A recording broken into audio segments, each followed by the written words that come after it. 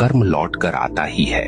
आप चाहें तो पर्वतों के पीछे छुप जाइए, आप चाहें तो महासागरों की गहराई में उतर जाइए, परंतु कर्म का चक्र आपको ढूंढ लेगा, क्योंकि यह संसार किसी राजा के कानून से नहीं चलता, यह चलता है ब्रह्मांड के न्याय से। और ब्रह्मांड का न्याय कैसा है? निर्दयी, निष्पक्ष और बिल्कुल सटीक। यह न तो रिश्वत लेता है, न पक्षपात करता है। जिसने जैसा बोया है वैसे ही काटना है। अक्सर लोग पूछते हैं, अगर कर्म इतना ही शक्तिशाली है तो क्या प्रार्थना, तपस्या या दान इसे बदल सकते हैं? सुनिए, प्रार्थना से आपका हृदय शुद्ध हो सकता है, तपस्या से आपका मन स्थिर हो सकता है, दान से आपके कर्मों में प्रकाश जुड़ सकता है, परंतु जो किया है उसका फल भुगते बिना कोई विकल्प नहीं। हाँ, आप उस फल को हल्का कर सकते हैं, उसके वार को धीमा कर सकते हैं, परंतु उससे भाग नहीं सकते। ब्रह्मांड की अदालत में तारीख टल सकती है, पर फैसला कभी रद्द नहीं होता। अब सोचिए, जब आप किसी इंसान के साथ अन्याय करते हैं तो वास्तव में क्या होता है? वह इंसान आपको कोसता है, उसकी आत्मा से निकली आह सीधी ब्रह्मांड तक पहुंचती है और ब्रह्मांड इसे दर्ज कर लेता है।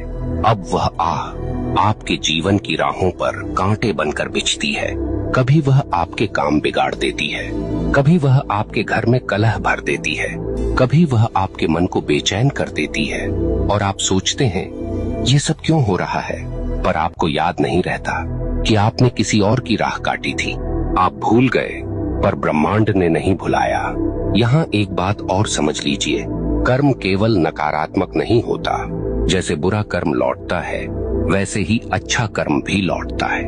कभी किसी को सच्चे दिल से सहारा दिया तो वह सहारा एक दिन आपके लिए दीवार बनकर खड़ा हो जाएगा। कभी किसी का दिल सच्चे भाव से खुश किया तो वह खुशी आपके जीवन में रोशनी बनकर लौटेगी। ब्रह्मांड का यह न्याय इतना गहन है कि वह एक छोटी सी मुस्कान को भी व्यर्थ नहीं जाने देता और न ही एक छोटे से अपमान को। यहाँ मैं आपको एक कठोर सत्य बताना चाहता हूँ, आपका कर्म केवल आपकी वर्तमान जिंदगी को प्रभावित नहीं करता, यह आपके अगले जन्म तक जाता है। हाँ, जो कर्म आपने अधूरे छोड़े हैं, जो गलतियां आपने स्वीकार नहीं की, जो दोष आपने ढोए पर सुधारे नहीं, वे सब अगले जीवन में भी साथ चलते हैं। इसलिए कहा गया है, मनुष्य अपने कर्मों का वारिस है। आप सोचते हैं मैं तो मर जाऊंगा, इससे किसे फर्क पड़ेगा, परंतु मरने से कर्म का खाता बंद नहीं होता, आपके शरीर का अंत होता है, पर आपकी आत्मा वही सब लेकर आगे बढ़ती है।